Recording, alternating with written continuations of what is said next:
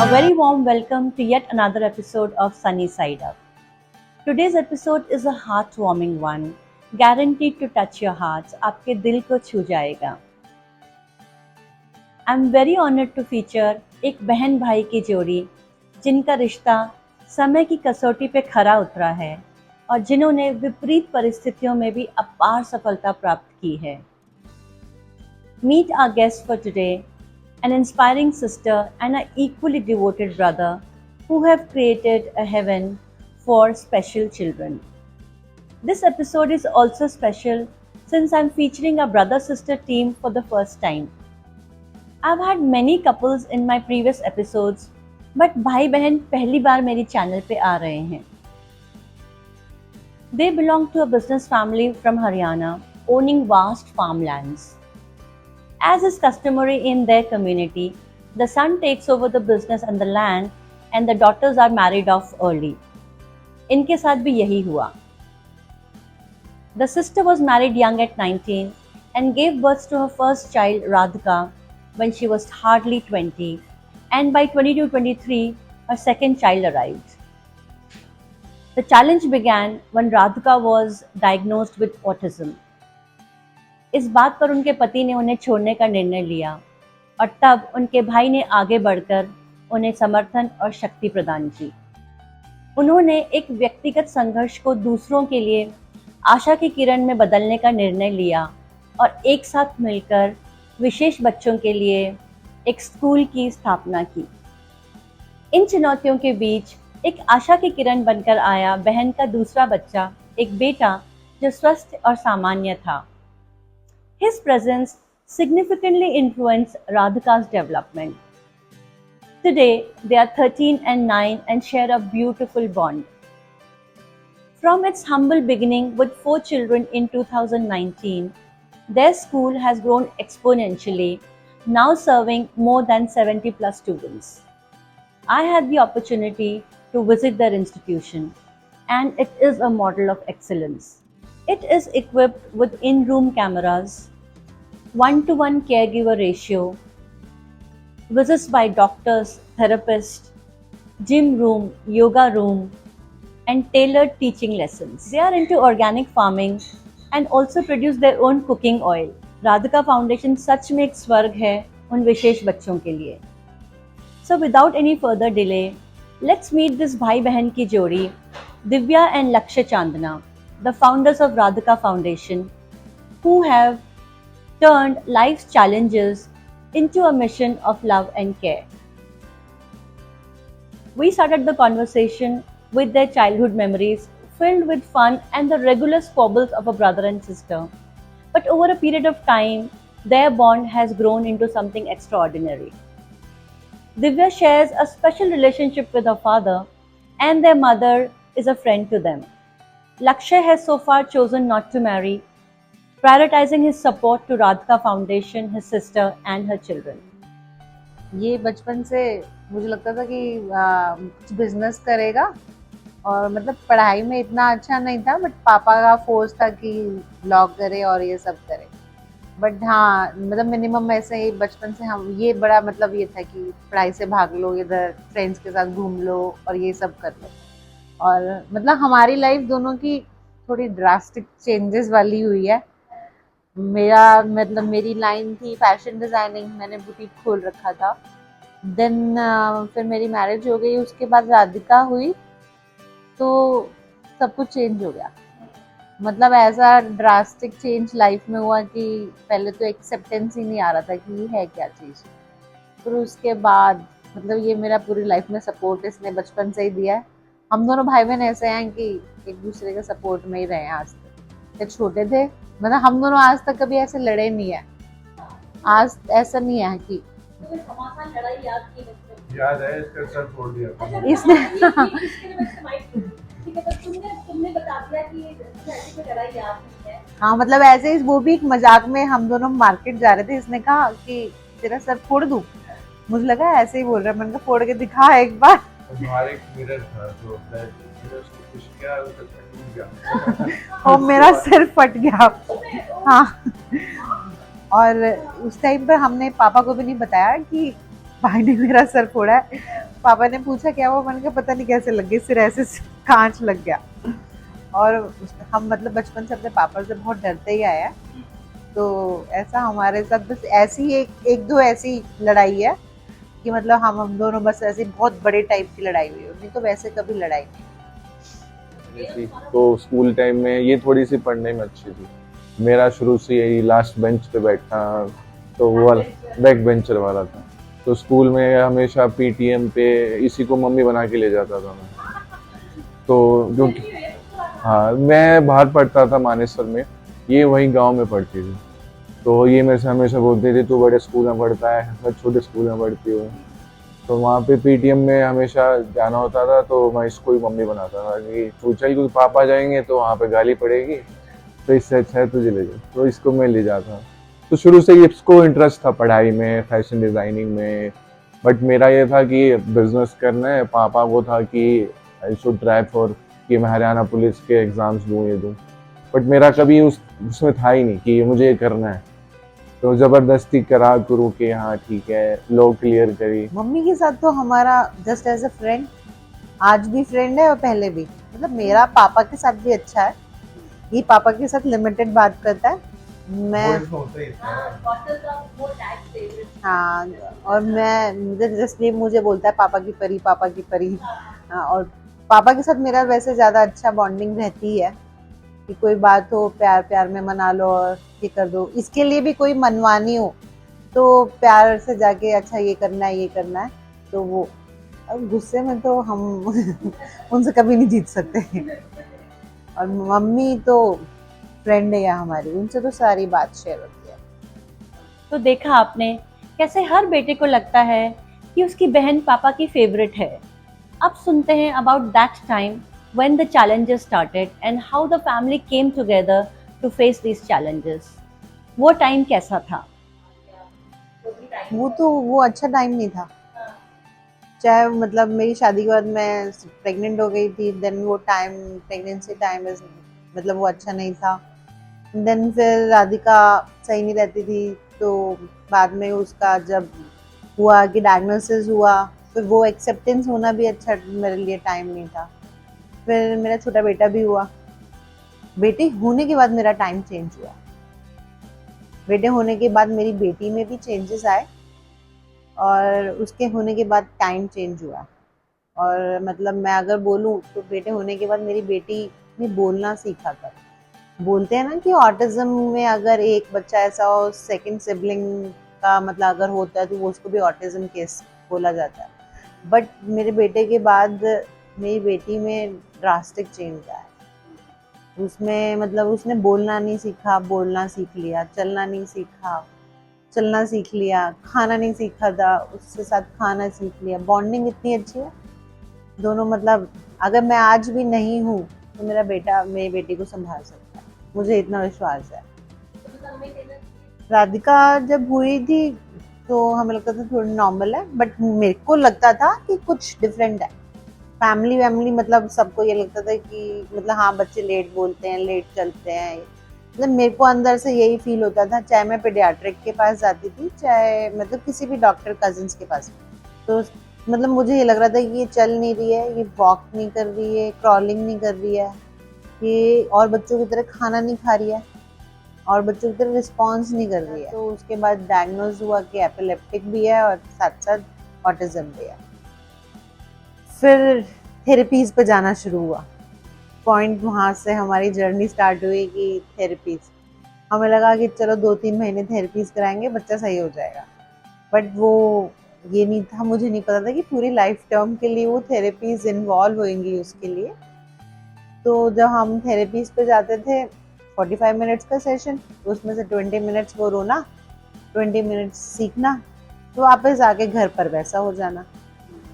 फिर इसको ना खुली जगह बहुत पसंद हुआ करती थी। चाहे हम नीचे सोसाइटी में पार्क में जाते थे तो सोसाइटी वाले तो एक्सेप्ट करते नहीं थे, अगर ये रो रही है तो दूसरे बच्चे को हटा देना, सोसाइटी वाले दूसरे अपने बच्चों को मिलने नहीं देना। कभी कभार ये बाइट भी कर जाती थी, तो डर लगता था दूसरे बच्चों को कि कुछ कह देगी या मार देगी।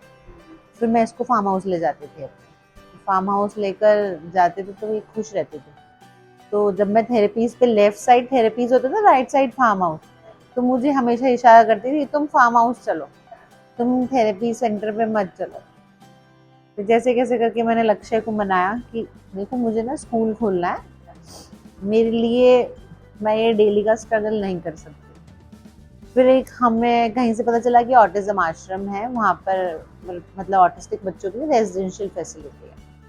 जैसे कैसे करके मैंने लक्ष्य को मनाया कि अच्छा चल वहाँ हॉस्टल में डाल देते हैं। तो लक्ष्य ने बात करी कुंद्रा सर से, फिर लक्ष्य और मैं हम गए और फिर हमने ऑटिज्म आश्रम ले गए। फिर थोड़े दिन रखा तो मैंने कहा नहीं मुझे ऐसा स्कूल खोलना है। तो पापा को भी दिखाया, बहुत मनाया कि हमें ऐसा स्कूल खोलना। फिर मैंने सर को फार्म हाउस वाली जगह दिखाई कि सर हम ना यहाँ खोल सकते हैं, आप पापा को मना लो। फिर लक्ष्य ने पापा को, मतलब मेरा मेन इन्वॉल्वमेंट लक्ष्य ने सब जगह पापा को मनाया कि ठीक है हम ये खोलते हैं। फिर तब हमने राधिका फाउंडेशन तब खोला। राइट साइड पर रिजॉर्ट चलाता था लक्ष्य और लेफ्ट साइड पर हम फाउंडेशन चलाते थे। फिर लक्ष्य को मतलब मैं अकेले नहीं चला सकती थी, मुझे था कि मैं नहीं कर सकती अकेले। फिर लक्ष्य हम दोनों साथ में आके फिर स्टार्ट किया पूरा। मेरे लिए एक डिफरेंट स्टोरी थी कि मैंने कभी बच्चे नहीं देखे, राधिका देखी है या फिर कोई सोसाइटी में एक आध बच्चा। कब सोसाइटी वालों को तो प्रॉब्लम होती थी कि नीचे क्यों आती है, कि तुम इसको लेके जाओ, क्योंकि ये रोती बहुत थी खाते वक्त। तो वो कहते थे कि तुम्हारे घर से बहुत आवाज़ें आ रही हैं। तो मैं इसको बोलता था सोसाइटी वाले हमें भगा देंगे तो ये डर जाती थी। मैंने कहा तू धीरे बोला कर, क्योंकि वो कई बार आदमी पेशेंस ख़त्म हो जाता है। आप उस लेवल तक वो आपको तंग कर देते हैं अटेंशन बिहेवियर के लिए कि आप यू लूज योर पेशेंस। तो हम लोग कई बार कहते थे दिव्या को कहेंगे ये सोसाइटी वाले ना हम भगाएंगे तेरे चक्कर में यहाँ से। तो हमने कहा फिर अपना हमने प्लान किया। तो फिर पहली बार सबसे पहला बच्चा ये आया था हमारे पास। तो ये आया तो ये बहुत 150 kg जब ये आया एंड इसके बिहेवियर्स अलग थे। फिर सर से बात हुई, सर ने कहा अगर तुमने इसको हैंडल कर लिया तुम जीत गए, तो ये तुम्हारा एक पेपर है और ये पेपर खत्म तो सोच लेना कोई भी बच्चा हैंडल कर सकते हो। Both brother and sister have spoken with such simplicity about those challenging times, making it sound so easy now. लेकिन हम समझते हैं उस समय उनके लिए, उनके परिवार के लिए वो समय कितनी कठिनाइयों से भरा रहा होगा। Kudos to their resilience and courage. उनकी हिम्मत और साहस को सलाम। जब आप उनसे मिलते हैं तो आप ये अंदाज़ा नहीं लगा सकते वो कितनी कठिनाइयों से गुजरे होंगे और अभी भी कितनी कठिन जिम्मेदारी को निभा रहे हैं। And dedication is truly inspiring. और कुंद्रा सर को भी सलाम, who mentored them and encouraged them, gave them the full support to take this big step. Lakshya mentioned his first paper, his first experience. And luckily for me, they got him along and I had a brief conversation with him. चलिए आप भी सुनिए। Hello Suresh, कैसे हैं आप? अच्छा हूँ ma'am. अच्छा, यहाँ के कैसा लग रहा है? अच्छा लग रहा है। अच्छा लग रहा है।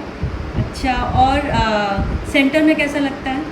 सेंटर में बच्चों के साथ रहना अच्छा लगता है, बच्चों के साथ रहना बहुत बढ़िया लगता है। अच्छा, आपके बेस्ट फ्रेंड का नाम बताओ। राधु, शांतनु, रोहन, ताबित। अच्छा, तो रोहन की आपको कौन सी बात अच्छी लगती है? वो बोलता है कि फॉर्चुनर में जाना है, 180 जाना है, नई दिल्ली तो दिल्ली। अच्छा,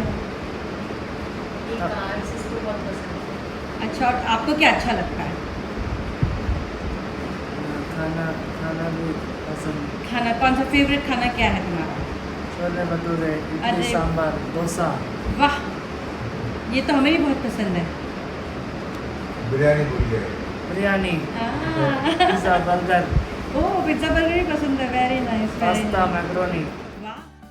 And that was Suresh. And there was no way for me to tell that he is a special child. ये दिखाता है ये दोनों भाई बहन कितना अद्भुत काम कर रहे हैं। सुरेश की तरह राधिका फाउंडेशन में कई और अद्भुत परिवर्तन की कहानियां हैं। I also checked with him if he had taken any special training to deal with special children. And he said It is all this practical experience with these children that has been his best teacher. From running a resort, leading a carefree life, to now fully devoting his time to the school, reflects not only his dedication but also the passion and empathy that he has developed for these children over a period of time. ना सिर्फ ये बच्चों की जिंदगी बदल रहे हैं, पर ऐसा लगता है बच्चों ने भी इनकी जिंदगी बदल दी है। इसकी शुरुआत कैसे हुई? Let's find out how did it all start. Main reason Radhika ही थी कि चलो ठीक है और उसको घर मिल जाएगा अपना, ये बिजी हो जाएगी और लाइफ सेटल हो जाएगी। फिर धीरे धीरे बच्चे आने लगे तो वो दोनों अलग अलग है। रिजॉर्ट इज समथिंग आप वहाँ पे खाते भी हैं, नाचते भी हैं, सब कुछ करते हैं। यहाँ पे क्या होता था, ये बच्चे चिल्लाते भी हैं, भागते भी हैं और कोई खाना हो तो झपट के खा भी लेते हैं। इनके लिए तो सोशल कम्युनिकेशन है ही नहीं कुछ भी। अपनी खुशी के लिए जहाँ कुछ भी होगा, सुसु करना है तो वो भी कर देंगे। तो वो थोड़ा सा मिसमैच हो रहा था। तो हम लोगों ने डिसाइड किया कि रिजॉर्ट शट कर लेते हैं और इसी पे ही फोकस करते हैं। देन वी डिसाइड कि हम लोग कि लड़कियों को तू देख ले, बट लड़कों को मैं देख लेता हूँ। तो हम दोनों ने मिलके स्टार्ट किया था। मैंने कोई प्रोफेशनल ट्रेनिंग नहीं ली। मैंने जो सीखा है फाउंडेशन में सीखा है। 4 साल हो गए मुझे। मेरा कोई कोर्स नहीं किया, कुछ नहीं किया। प्रैक्टिकल नॉलेज बस इन्हीं 50 बच्चों के बीच में रह के सीखी है जो है, क्योंकि बुक्स में मैं वो नहीं सीख सकता था जो 50 बच्चों के साथ दिन में और रात में साथ गुजारा है मैंने। मॉर्निंग से नाइट तक जब तक सोते नहीं है तब तक उन्हीं के बीच में रहता हूँ मैं। तो उससे बड़ी नॉलेज मेरे लिए कुछ नहीं। Let's hear more stories from Lakshay about his experiences with these special children. सबसे पहला बच्चा सुरेश था। जब भी आया तो 150 किलो का था। मैं देख के शॉक कि, और ये जब आया था तो हेडफोन्स पहनता था। उसको आवाज़ें नहीं पसंद थी, गाड़ी का हॉर्न नहीं पसंद था, कोई इंग्लिश में बात करे नहीं पसंद था, कोई कफ कर रहा है तो इसको सॉरी बोलना चाहिए। तो ये सब इसके इश्यूज थे जब ये आया था। और आज की डेट में ये सब से आगे आ चुका। एंड जब ये आया था तो कुछ भी तोड़ देना, शीशा तोड़ देना, मार देना और अपने आप से बातें करते रहना, तो समथिंग इसका भी ज़्यादा। तो वो सब कुछ मेरे लिए नया था। और ये जब आता था तो गुस्से में शीशा सीधा मारना और फिर कपड़े उतार देना, ये सब करता। बट आज की रात मैं बात करूँ तो ये बहुत चेंज है। इंग्लिश में भी सुनता है, टफ करने पे कली बली कर देता है, गुस्सा नहीं करता है, समझता है कि हेड बॉय है हमारा आज के टाइम में। फीवर चेक करता है शाम को सबका। मॉर्निंग असेंबली में डेट बताना, कैलेंडर बताना, बच्चों को बताना, सब करता है। हेल्प करता है दूसरे बच्चों को, खाना लगाना, ये सब में हेल्प करता है। बेकिंग सीख गया है, कुकीज़ बनाता है, केक्स बनाता है। तो ये सब कुछ इसको 4 साल की जर्नी में स्कूटी चलाना सीख गया। दूध लेने जाता है, ये शाम को दूध लेके आता है। सब्जी लेने जाता है, सब्जी लेके आता है। तो वो सब की जर्नी में 4 साल में इसको मैंने सिखाया, साथ रहा है। कितना सुरेश, कितना साल का हो गया है? ये मैम थोड़ा हाई फंक्शनिंग है, बट इसके साथ इसकी वो होता है कि मुझे ये आज आप बाहर ले चलो, रिवॉर्ड्स। जैसे ये मेरे साथ अभी पिज़्ज़ा खाने के लिए आया हुआ कि मैंने कहा वहाँ पे बैठना है 1 घंटा, प्लीज़ बैठना। तो ऐसे कर करके धीरे धीरे करके इसको सीखा इसमें। और बच्चे इसके बाद आया था एक बच्चा ध्रुव दुबई से है वो भी। तो जब वो बच्चा आया था तो मतलब उसको ना हेड बैंगिंग का बहुत ज़्यादा था कि कहीं भी दीवार हो, पक्का हो, सर मारता था। बहुत तेज चिल्लाता था। और हमारा गांव था, वहाँ पे गांव में रहता था कि बच्चे को पीट रहे हैं। और इतनी तेज आवाज़ होती थी कि पूरी गांव में गूंजती थी, क्योंकि खाली जगहों में तो वैसे ही थोड़ा सा इको हो जाता है। तो और वो जब चिल्लाता था तो तेज तो गांव वाले 1-2 बार आए कि ऐसे तुम कुछ करते हो क्या? मैंने कहा आप एक दिन रहो, आप संभालो और आप देख लो। तो उनको समझ में आ गया धीरे धीरे गाँव वालों को कि यहाँ बच्चे रहते हैं ऐसे ऐसे। और ध्रुव का के साथ क्या था, उसका कम्युनिकेशन ही बोलता नहीं है वो, but non verbal, but command following बहुत अच्छी है। मैं बोलूँगा रूम जाना है, कुछ लेके आना है, कपड़े पहनने हैं, बाहर जाना है, समझ जाता है सब कुछ। उसके साथ भी अगर मैं 4 साल की बात करूं, जमीन आसमान का फर्क। आज कोई हिटिंग बिहेवियर नहीं है, कुछ नहीं चिल्लाता। आवाज सुने मैं जानबूझ के चिल्लाता हूँ, उसका एक बार आवाज निकाल के दिखा, मतलब वो सब कुछ वैनिश हो गया। तो इतना उसके साथ हम लोगों ने किया सुबह शाम रह के। तो ऐसे कर करके जो बड़े बड़े बच्चे आए सबके साथ में सीखा रहा, उनके बिहेवियर्स कैसे मोल्ड हो सकते हैं। बेसिकली मैंने जो नोटिस किया सीखा यही है, आप उनसे क्या चाहते हैं ना उस पर ज़्यादा काम करेंगे वो अच्छा। आप क्या चाहते हैं वो नहीं। जैसे हमारे में क्या होता है ना कि मैं चाहता हूँ कि आप ये काम करें, उसको नहीं पसंद है ना, उसको बेकिंग पसंद है, कुकिंग का उसका अंदर है ना कि मुझे खाना है, मुझे बनाना है, उसका दिमाग में वही चलता है। तो आप उसी को उसी चीज में ट्रेन करो ना। अब मैं इसको कहूँ तो पढ़ाई कर ले, उसको गुस्सा आता है उस बात से, तो वो काम ही क्यों करना जिसमें उसके नए बिहेवियर्स है। तो वही हम लोगों का था कि हर किसी के अंदर कुछ ना कुछ खूबी है, बस उसको निकालना। Laksha's journey began with a simple mission: अपनी बहन और भांजी को एक स्थिर, स्टेबल और खुशहाल जीवन देना। ये दूसरी बात है कि over a period of time उसका ये सिंपल मिशन एक फुल फ्लेजेड कॉज में बदल गया है। But this isn't just about लक्ष्य. It all started with Divya. Let's hear from Divya her experiences, her insights from running the school. देखो, मैं एक्सपीरियंस राधिका से ही शेयर कर सकती हूँ। जब राधिका आई थी, हमने मतलब अंदर हमने हॉस्टल में रखा था, तो मतलब उसकी हेल्थ भी इतनी अच्छी नहीं रहती थी। आज उसकी हेल्थ ज़मीन आसमान का फ़र्क है। आज उसको देखकर ये नहीं बोला जाता कि ये नॉर्मल चाइल्ड नहीं है या फिर जो भी है। पहले इसको देखकर समझ जाते थे कि कुछ प्रॉब्लम है। पहले बहुत पतली सी थी, मतलब वीक सी दिखेगी, चलने में भी लिम्बिंग आती थी, और आज उसकी हाइट कितनी गेन हो गई है, मेरे से भी बड़ी हो रही है, और आप मतलब लगता है कि खाते पीती है, मतलब ऐसे हैप्पी रहती है, खुश है। देखो मेन कंसर्न मेरा इज लाइक कि मुझे सब देखो हर पेरेंट्स का ना अलग पॉइंट ऑफ व्यू होता है कि मेरा बच्चा कुछ बन जाए, मेरा बच्चा कुछ कर जाए। मेरा मेन राधिका से एक ही पॉइंट है कि ये खुश रहे। अगर ये खुश है तो ये कुछ काम कर लेगी, नहीं खुश तो मैं इसको जमीन आसमान कर लूँ कि तू पढ़ ले, तू ये कर ले, तो नहीं करेगी। मतलब उसको खाना सर्व करने का शौक है कि खाना खिला दो, तो मुझे लगता है कि चल तुम खाना ही खिला दो, हाँ जो खिलाना चाहिए। और जब मैं स्टार्टिंग में आई थी तो मेरे पास कोई केयर गिवर नहीं था। सुरेश था मेरे पास, एक लड़की और थी कीर्ति और राधिका, हम 3-4 रहते थे।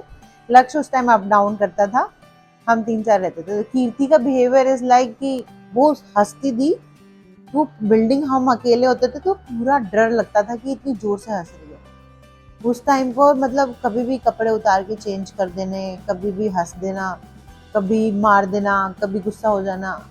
आज उस लड़की में जमीन आसमान का फर्क है, अपने आप खाना बना लेती है, सब कुछ कर लेती है, शी इज इंडिपेंडेंट। अब उसको मुझे नहीं लगता कभी केयर गिवर, मतलब ऊपर से हमें ऑब्जर्व करना पड़ता है और केयर गिवर की हमें नहीं लगता उसको ज़रूरत है, बट हाँ शी इज़ टू इंडिपेंडेंट। पहले वो इंडिपेंडेंट नहीं थी, अब तो वो बहुत इंडिपेंडेंट हो गई। पेरेंट्स का हम दोनों पर ना बहुत ट्रस्ट है, हम दोनों भाई बहन की, क्योंकि हाँ क्योंकि ना हम उस सेंटर के अंदर रहते हैं, हम बाहर नहीं रहते। कि ये काम ऐसा नहीं है कि बाहर से हमने ऑर्डर दे दिया और काम हो गया, बच्चों पर ध्यान हो जाएगा, वो नहीं। इसलिए हम दोनों का डिसीजन यही है कि हम दोनों सेंटर के अंदर ही रहेंगे। कि सेंटर में रहेंगे तो ऑब्वियसली पेरेंट्स का ट्रस्ट रहेगा और फिर उससे हमारा स्कूल एक्सपैंड होएगा। आज नॉर्थ इंडिया का नंबर 1 स्कूल है हमारा, बट यही है कि हमारा काम बोलता है, हम मेहनत करते हैं और हमारा मतलब काम में मुझे लगता है हर बच्चे का अलग अलग कैपेबिलिटी है, बट बच्चा इंडिपेंडेंट हो जाता है। Independent is more important. तुम किस चीज़ में इंडिपेंडेंट करना चाह रहे हो? हर बच्चे की कैपेबिलिटीज़ अलग है, हर बच्चा अलग। कई बच्चा म्यूज़िक में अच्छा है, कई बच्चा कुकिंग में अच्छा है, कई बच्चा बेकिंग में अच्छा है, कई बच्चा स्पोर्ट्स में अच्छे हैं। तो मेरा मोटिव होता है कि बस बच्चा करे काम, पर जिसमें अच्छा है उसमें हमें ज़्यादा फोकस करना चाहिए। One important point that Divya mentioned, and that is parents' trust in them. अपने बच्चे को किसी और के पास छोड़ना किसी भी माता पिता के लिए बहुत ही डिफिकल्ट डिसीजन होता है, और इसीलिए दिव्या और लक्ष्य को ये सुनिश्चित करना है कि वो उनका विश्वास कभी न तोड़ें. What works in their favor is that they have decided to live within the campus. And secondly, Divya's daughter is part of the system. और इसीलिए they have the best interest in mind. उनके लिए बच्चों के हित में काम करना सर्वोत्तम है. Let's move on to find out school में उनका दिनचर्या कैसा रहता है. सुबह 6:30 बजे उठाते हम लोग. 7 बजे बच्चे फ्रेश होके बाहर आते हैं, फिर योगा करने जाते हैं. 1 घंटा 45 मिनट्स हम लोग योगा कराते हैं सुबह. हमारे वहीं इन हाउस टीचर है. तो उसके बाद बच्चे नाश्ता करने आते हैं 8 बजे. उसके बाद बच्चे वापस अपने रूम जाते हैं, तैयार होते हैं. नॉर्मल स्कूल स्टार्ट होता है 9:30 बजे. 9:30 बजे के बाद सुरेश वहाँ पे प्रेयर कराता है. नॉर्मल जिस तरह स्कूल में प्रेयर होती है उस तरह प्रेयर होती है. फिर बच्चों को दिन कैलेंडर कौन सा कोई त्यौहार आने वाला है उसके बारे में बताना, उसको समझाना, वो होता है. उसके बाद हर बच्चे का एक टाइम टेबल है कि आपकी स्पीच क्लास है, आपकी ओटी क्लास है, आपकी वोकेशनल ट्रेनिंग है. ये सब चलता है 12:30 बजे. उसके बाद लंच ब्रेक होता है. लंच के बाद हर बच्चा रेस्ट करने जाता है. 3:30-4 बजे बच्चे वापस फिर बाहर आते हैं. फिर एक चाय का ब्रेक होता है, स्नैक्स होता है. फिर एक कॉमन स्पोर्ट्स होता है जिसके अंदर सब बच्चे पार्टिसिपेट करेंगे ही करेंगे, चाहे वो वॉक करेगा, चाहे वो रनिंग करेगा, चाहे वो साइकिल चलाएगा. स्पोर्ट्स हम लोग इसलिए ज़्यादा कराते हैं कि बच्चा थके और रात को सो जाए. और ज़्यादा क्योंकि कई बार बच्चों के साथ इश्यूज यही है कि वो सोते नहीं है. तो हम लोगों का फिक्स है कि 2 घंटे स्पोर्ट्स कराना ही कराना. ये हमारा मेन रहता है. उसके बाद 7:30 बजे डिनर होता है. 8 बजे वापस, 8:30 बजे बच्चे वापस, 9 बजे बच्चे सो जाते हैं. और आप किसी नॉर्मल पेरेंट से पूछोगे ना तो वो बताएगा 12 बजे से पहले बच्चा मेरा सोता ही नहीं है. और मैं हमेशा पेरेंट्स को बोलता हूँ आप हमारे यहाँ आओ, 10 बजे के बाद एक बच्चे की आपको आवाज़ नहीं आएगी. यहाँ 70 बच्चे सो रहे हैं और आप एक बच्चे को कहते हैं घर में सोता नहीं. तो ये शेड्यूल आप जब तक बच्चे के दिमाग में नहीं डालोगे, नहीं बनाओगे, नहीं आएगा. वो एक ज़रूरी है, आपका कंट्रोल ज़रूरी है. मैं बोलूँ तो हम लोग छत के नीचे सब कुछ आपको देते हैं. आप दिल्ली में चाहे कहीं भी रहते हैं, आप एक चीज़ के लिए आपको हर अलग अलग जगह पे जाना है. स्पेशल एड के लिए अलग, ओटी के लिए अलग जाते हो, स्पोर्ट्स के लिए अलग जाते हो. अपना टाइम भी खराब करते हो, आपका ड्राइवर, गाड़ी, सब कुछ लगता है उसके लिए. हम लोग आपको एक छत के नीचे स्पेशल एड भी देते हैं, ओटी भी कराते हैं, स्पीच भी करा रहे हैं, स्पोर्ट्स भी करा रहे हैं, फिर वोकेशनल भी करा रहे हैं. प्लस में एक केयर गिवर दे रहे हैं जो 24/7 आपके बच्चे की शेडो की तरह रहता है. जो आप कभी भी एक्सपेंसेस अपना काउंट करोगे और हमारा एक्सपेंस काउंट करोगे, कभी बराबर नहीं कर सकते. और वो सब कुछ हम आपको एक छत के नीचे दे देते हैं जहाँ आपको रूम से बाहर आना है और सब कुछ अवेलेबल है. इतना कुछ के बाद भी हम लोग कहते हैं कि बच्चा यहाँ पे ज़्यादा सीख सकता है क्योंकि घर पे आप नहीं कर सकते हो, शेड्यूलिंग नहीं दे सकते हो. आप घर पे 6 बजे रोज नहीं उठा सकते. आप चाहे कितने ही आप डिसिप्लिन्ड हो, आप उस चीज़ को फॉलो नहीं कर पाते क्योंकि आपकी पर्सनल लाइफ है घर पे और बच्चा है. आप वो सब कुछ कब करना है आपको. बट यहाँ पे क्या है कि आप पूरा सब कुछ वो डिसिप्लिन्ड है, लाइंड अप है, आपको वो करना पड़ेगा. तो बच्चा उस रूटीन पे आके सीख जाता है. आप 45 मिनट के सेशन जब आप किसी के पास भी जाते हैं, आप अपनी गाड़ी से जाएंगे, 10 मिनट बच्चे को बिठाएंगे भी और वो आपसे वापस भी आना है आपको. आपका भी टाइम खराब हो रहा है. हम लोग इसलिए इस सेंटर पे कहते हैं कि आपको कहीं नहीं जाना, बच्चों को क्लास तक जाना सिर्फ. और वो भी केयर गिवर लेके जाएगा, वो लेके आएगा, उसके साथ दिन भर रहेगा. वो होमवर्क देती है मैम, वो रूम पे होमवर्क कराएगी. आप नहीं कर सकते. बच्चों का रूटीन तो आप जान ही गए हैं और ये भी कि बच्चों को स्कूल में रखने के क्या फ़ायदे हैं.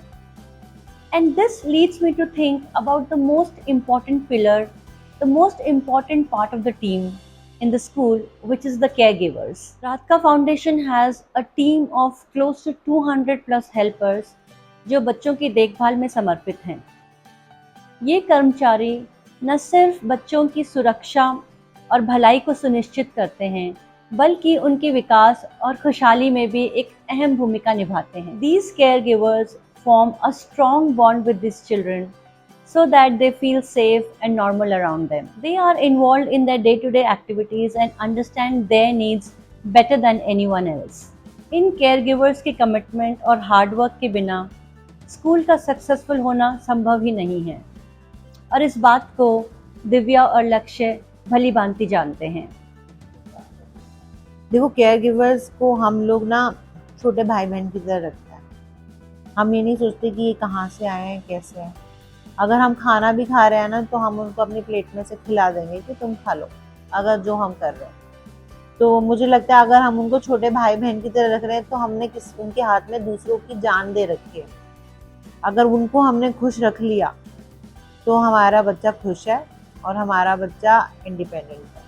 मेन टास्क है इनको सस्टेन करना। अब आज तक हमारे पास से कोई केयर गिवर भी वापस नहीं गया है 4 साल से, कि मतलब हमने उनको इतना प्यार दे रखा है कि वो ऐसे नहीं जा सकते।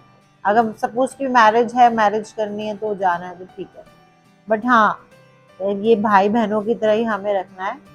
तो छोटे भाई बहन है, कभी को ये नहीं सोचना कि कौन से कहाँ से आया है, कैसे उससे आया है, क्या है। उनकी भी नीड है, वो नीड से काम कर रहे हैं। और मैं और भाई, ये दोनों भाई बहन नहीं समझेंगे, एक साथ नहीं बैठेंगे। ये लड़कों के साथ रात को जाके बैठता है, जाके बातें करता है उनसे, और मैं लड़कियों के साथ बैठती हूँ रात को, उनके दुख सुन लेती हूँ। मैम ये हो गया, मैम ये ऐसे हो गया, ऐसे हो गया। जब तक हम उनके दुख सुनते हैं वो खुश हो जाते हैं, हंस लिए, थोड़ा मजाक कर लिया, बस इसी में उनके लिए फिर हमारे बच्चे भी खुश हैं। I am now coming close to wrapping up this heartwarming episode. Before I let these two siblings take Suresh, who's been patiently waiting for his pizza treat, let's hear what message they have for regular folks like us.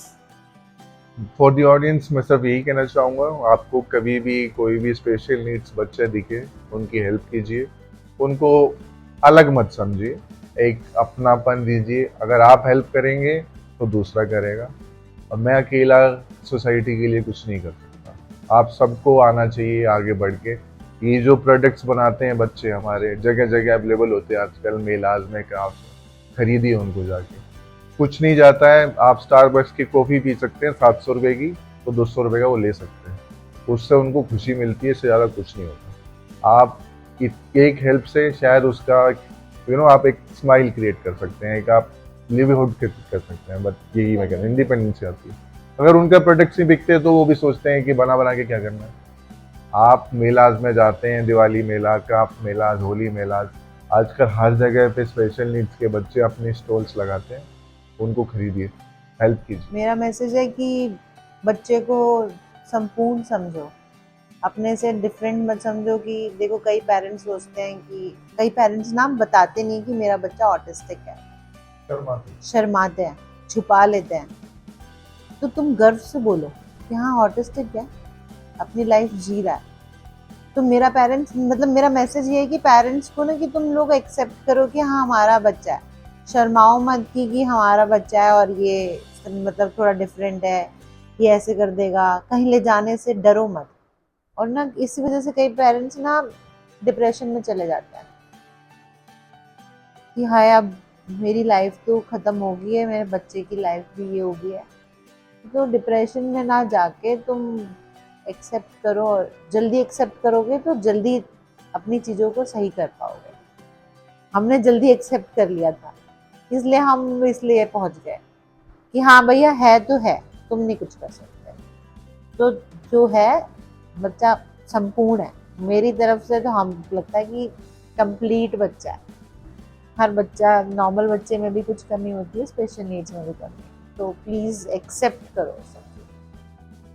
And that was my conversation with Divya and Lakshay from Radhika Foundation. Their journey is a celebration of resilience, dedication, and the impact they've had on so many lives. Their story reminds us that with love and support, we can overcome any obstacle to truly create something beautiful. सचमुच कुछ बहुत सुंदर बना सकते हैं. Lakshya's message is clear. Whenever you visit any exhibition, any mela, any fair, showcasing items made by special children, do consider buying them. आपका एक छोटा सा योगदान उनके चेहरे पर एक बहुत बड़ी मुस्कान ला सकता है और उनके जीवन में बहुत बड़ा फर्क आ सकता है. As Divya wisely said, accept the autism in your child as early as possible. When you accept, when you don't hide it from the society will also accept them. Together, we can create an inclusive society sooner than later. Thank you for joining us. See you soon with another story, another journey. Until then, look up at Sunny Side Up.